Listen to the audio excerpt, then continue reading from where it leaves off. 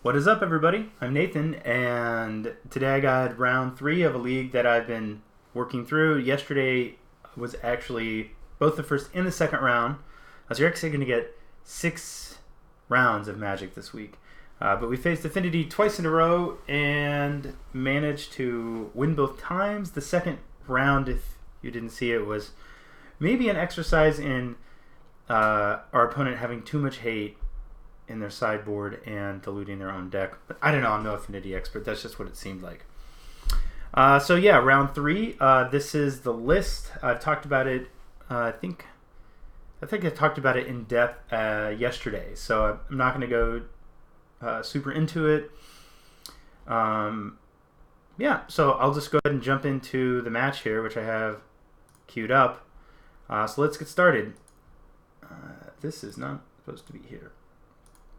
Okay, so let me fix my microphone so it's facing me. I would certainly keep this hand. Obviously, I'd prefer to have a threat, but let me just see what this is. Oh, that was actually my opponent was just asking me about the YouTube channel. Okay, so we did a little chatting. So opponent was on the play. We kept that hand. Not sure what we're playing against. Wooded Foothills makes me think something potentially aggressive, or maybe like Kiki Chord, something like that. Unfortunately, we don't have the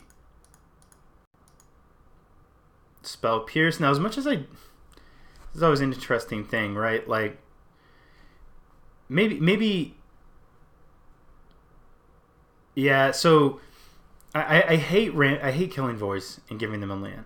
But here's the thing: I want to play Geist next turn, and if I give him, if I path his end step to get rid of the Voice, we just make a token, which is ridiculous. If I wait till next turn, then I can't actually path the Voice and play Geist. So because of our, I guess one option could be, and this actually might be better, since we know we're just going to play Geist next turn. We just let his Voice do his thing. We let his Voice attack. We play Geist. We untap, and then we deal with it.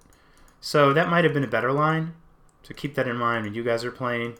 If you know you're just going to play Geist and they have a Voice. So he decides to resolve a Restoration Angel. Now this is interesting too, because let's say that he hadn't done that. Let's say that he plays his third land, attacks us with the Voice. We play Geist. We play Geist. He plays his fourth land, passes back to us. We untap, path, Voice, and he blinks it with a Restoration Angel. Now we're just really behind. So it's hard to say what the right line is, but I'm always happy to get a Geist into play here.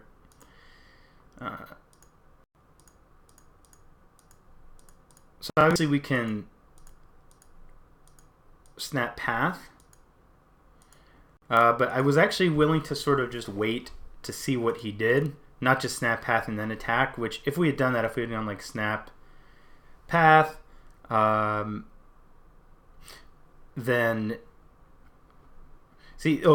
forgot to mention, I had the Iganjo Castle, so I was obviously going to wait for him to block with the Restoration Angel and just activate Iganjo Castle and then bolt the Angel. But since he played 2 Angels, I kind of had to change my plans here, because obviously he's going to double block. We can't, if we had a path in hand and we had more than 2 white sources, we may actually just path 1 and then activate Castle.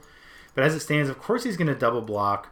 So I decided to go ahead and clear his board by going snap path. So it didn't seem to me that there was a way for Geist to live. And we at least end up with a threat in play. Maybe not the best threat, but I mean, it's something. He loses his 2 restos. Now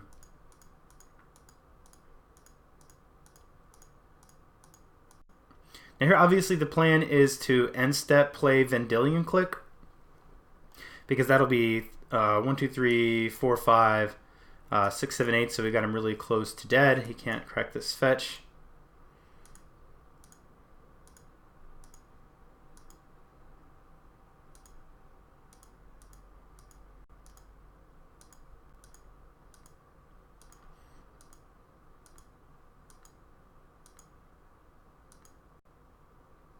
So remand was great here because our opponent went for a big chord, which means we get another chance at drawing a lethal piece of burn.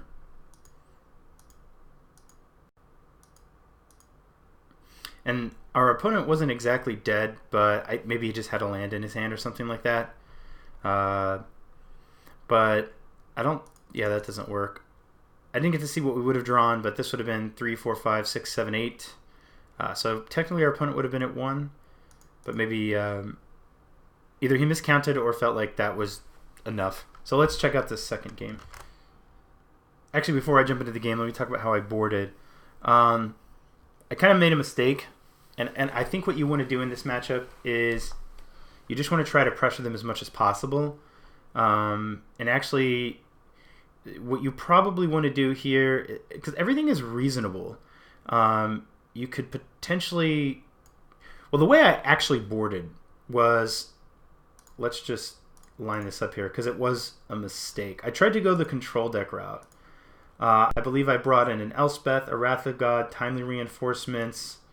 I think I brought in the Dispel, the Negate. I brought in the Surgical Extraction because it can be really good against Eternal Witness.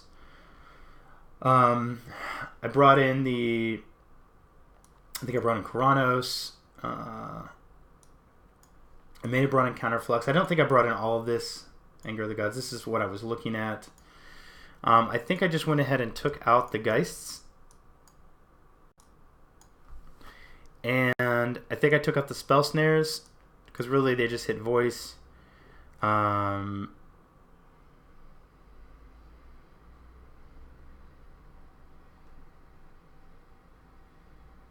might have taken out some Helixes. I really can't remember. Maybe I didn't. But I did something like this for basically more control cards. So let's look at how that actually played out.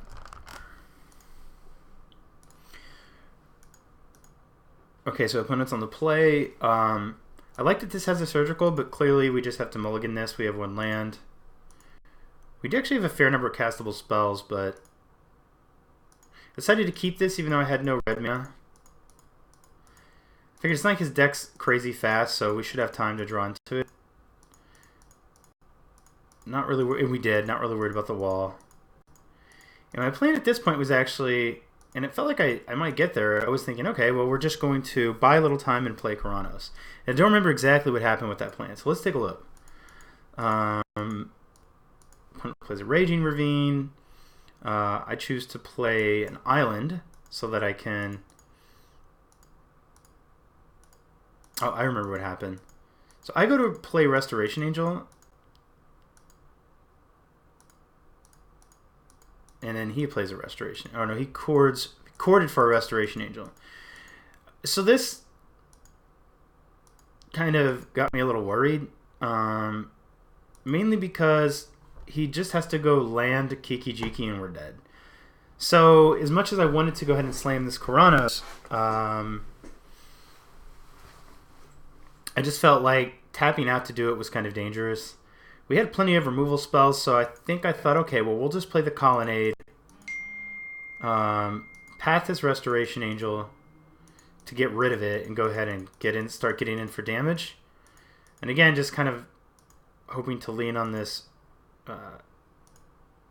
Kuranos. So I played another Restoration Angel, which, again, I was kind of in the same position of, well, do I want to just get comboed out? My plan was he was going to block and I was going to Helix the Resto, but then that didn't even happen. So I decided to, instead of playing... See, the thing is, like, I still have a land drop, I believe. I could tap out again to play Kuranos, but we could just be dead, and at least I have a Helix to break up the combo. So I decided in this position to go for the Serenvich to set up our draws. I put the land on the bottom, the Cryptic on top. We drew a click, which is nice. Well, it's not nice against Restoration Angel, but it's at least kind of lets us break things up here. He attacked.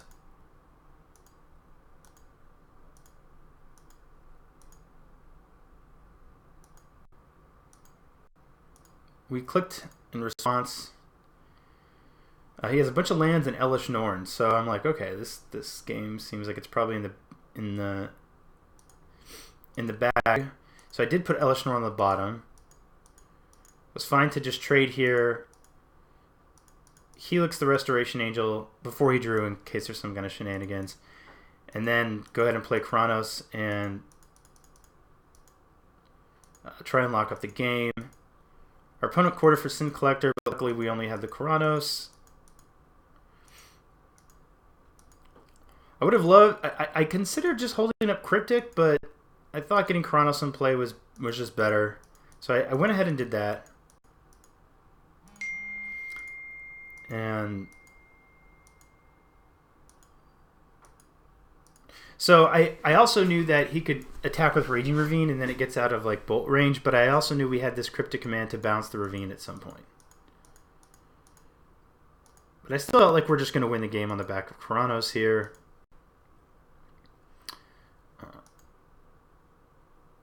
And so my plan with Chronos was, okay, I have this bolt every turn. I should be able to win the game from Chronos, so I'm just going to start killing his creatures and basically just... and I have this Cryptic to sit on.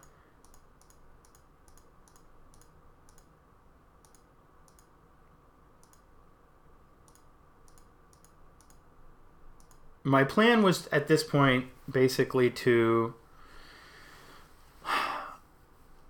just try to win the game with Chronos, as I said. And my plan, the way I was going to do that was just by using the card advantage to eliminate his threats, to stretch the game out, because I felt like he couldn't beat this card. Like we were the longer the game goes, the more value we get out of Chronos, and the more likely it is we are to win.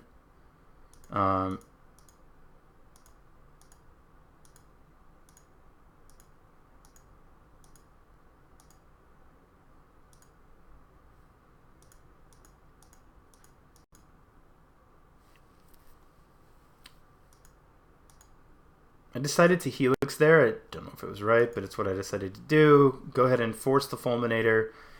I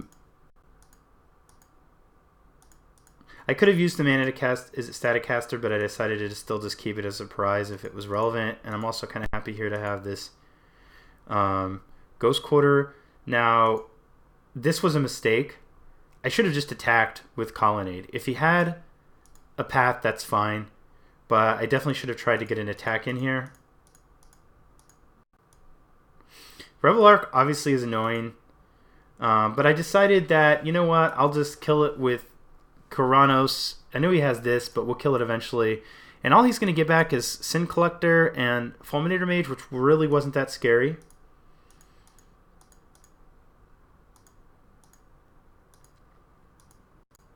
He actually decided to save the Chronos. And Timely Reinforcements, unfortunately, isn't going to do anything for us because we have a higher life total.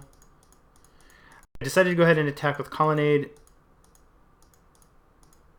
He did have a path. I still didn't want to let him know that we had the Static Caster. There just wasn't anything for me to necessarily do with it yet. And actually, it doesn't seem fantastic in this matchup. A lot of his creatures are big. And this was something I totally didn't expect. So, it's exile target enchantment, or tapped artifact or tapped creature. And Nahiri actually seems pretty good because, you know, in a Jeskai shell, or even a shell like this, even against like a Goyf, if they hit you with the Goyf, it's still, the Goyf taps, it's fine to then play Nahiri and remove it. Especially if it's their only creature. Then it can start filtering draws.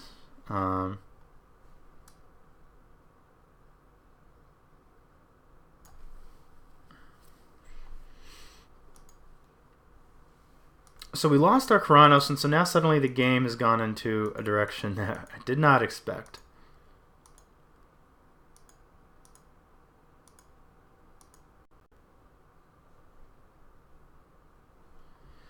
I could have killed the Reveler, but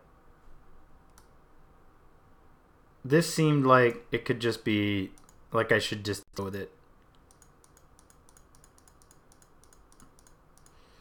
And I thought, well, we'll probably find a way to deal with the Revelark. We're going to buy some time with the Timely Reinforcements. I did decide to go ahead and play the Staticaster here just because it's just sitting in my hand and I just want to use the mana. I did that just to be funny. I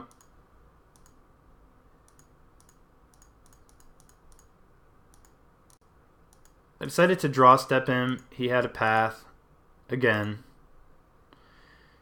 I did search even though I knew I couldn't, just to shuffle. I don't know if that's good or bad. He had a Backham Nahiri. I did take that, so I think the draw step was still pretty reasonable.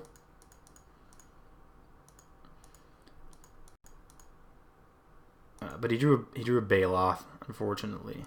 So he's sort of assembling a board here that's getting difficult for us to deal with. At least we get to buy some time. We drew a path, which is great, but we also get to buy some time with Timely Reinforcements.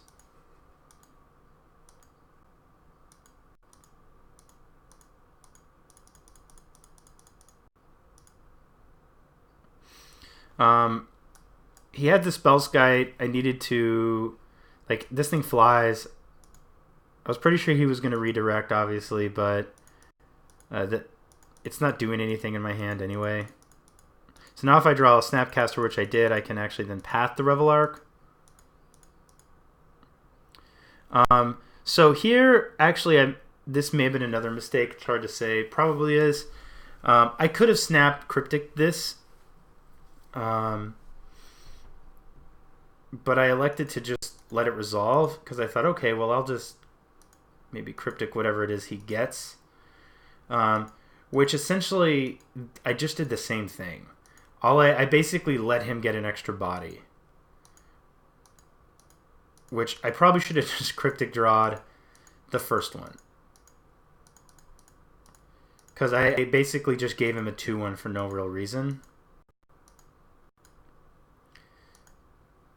I did bounce the Snapcaster Mage back to my hand, but he drew an Eternal Witness. So I guess even if I counted this Eternal Witness, he still would have gotten another Eternal Witness. I am able to kill them. But again, this is just it's starting to get out of hand. Now he can like flash in and bounce Revelark, and just the value just is now just too ridiculous. Now he's going to get back a bunch of chords, and now we're just terribly behind. So it actually really looked like we might claw back into this game for a moment there, but Nahiri exiling Keranos was sort of the unexpected nail in the coffin. So let's see, what did I do here? I went Snapcaster Mage, Serum Visions. So we're still probably dead. I think I went Electrolyze and then Resto. And I just made a sort of bumble here. I wasn't thinking. So he gets Kiki Jiki. I could have... Here's the thing. I could have... So what I did... Here was my plan. I was going to... Is it Staticaster this? Draw 2, discard 2. Play Restoration Angel. Blink the Staticaster. Kill it again. That would also then just give me another blocker, because at this point I'm facing 4, 5, 6, 7, 8, 9, 10 in the air from just the flyers, so I'm just kind of dead anyway. I need to get another blocker. But the thing I did, which is kind of foolish, and it's just not me not thinking straight, it's been a while since I've used the card without any other cards in hand, is if you draw 2, discard 2 with only Is It Charm in your hand, you just discard the cards that you drew. So it's kind of stupid. But I really wasn't winning this game anyway. So that's what I did, and then I conceded. I was like, oh wait, that's not very smart. Okay, so for game 3, I did things a little differently. I thought, okay, you know what? Like, his late game is better than mine. You know, I have Keranos, I have an Elspeth, but he can just start really chaining value like nobody's business, and I can't keep up with it. So what I decided to do was, I think I cut the spell snares. My plan was just to try to be aggressive. So I think I kept a Dispel, a Surgical Extraction. Maybe I kept a Negate. Maybe I kept a Counterflux. Let's see, what would I have taken out? I I think I may have even just done, like, if anything, I did Spell Snare, Electrolyze, and I kept, like, Dispel, Surgical Negate for his chords. But I decided I was just on the Geist plan. I just wanted to try to kill him. I just wanted to try to pressure him as much as possible. So that's how I took game 3. We'll check it out here in a second. Okay, so this is game 3 of round 3 against Kiki Chord. This hand seemed fine to me. It was telling me I had a good game. I kept, and I think I went Scalding Tarn into Hollowed Fountain to set up my draws. That was, I didn't see that. Hold on. Okay, so we drew a Ghost Quarter, so third land is nice. I would have liked to have found a Geist, but we have Restos to apply pressure. And we kind of have some great ways to interact with them until then. We have removal and we have a remand. So if we can, just even remanding at some point to get us closer to casting our Restoration Angels is completely fine. So I kept both of these. I want to say I put the remand on top.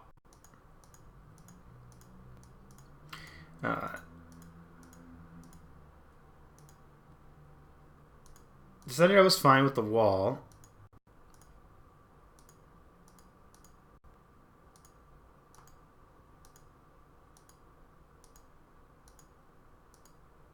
So my opponent plays a Sin Collector, which I'm fine with remanding, and I did.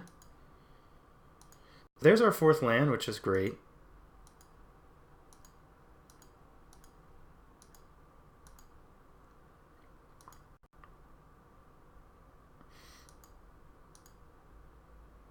And I was fine with him taking any of these spells.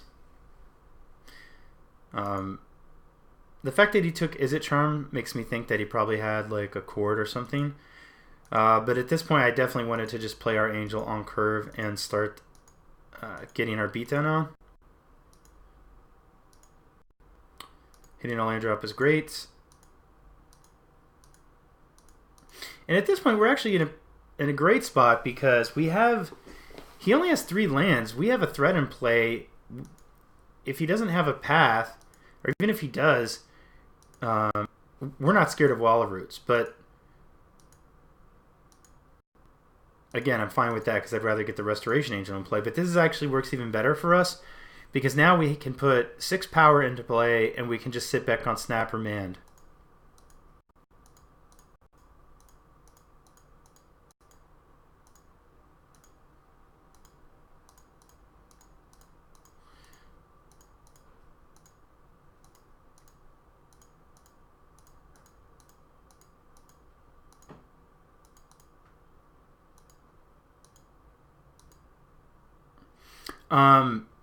I want to say that I was fine with him drawing a card.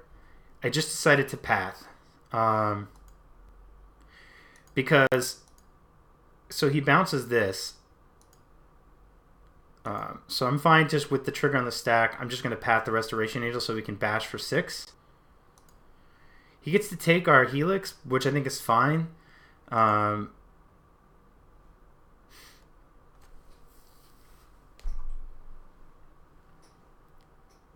Because now we can just sit on this Snapcaster. Oh, I know what I... We could have sat on Snapcaster Remand, but what I actually decided to do was I realized if we path the Angel, Ghost Quarter our Float a Red, Ghost Quarter our Mountain, get a Plains, then just Helix him, then he's just dead to our Restoration Angels. So that's how that game went.